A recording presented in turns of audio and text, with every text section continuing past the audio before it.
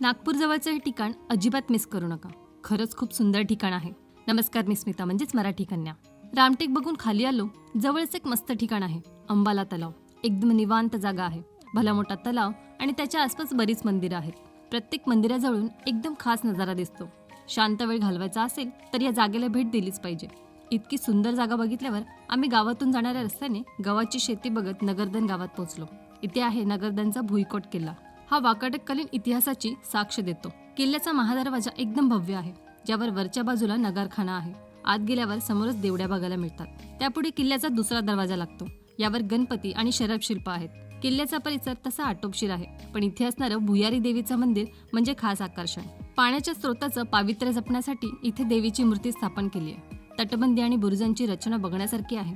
वाकाटक, चालुक्य, मराठे अशा वेगवेगळ्या सत्तांनी इथे राज्य केलं आणि आजही हा किल्ला उभा आहे.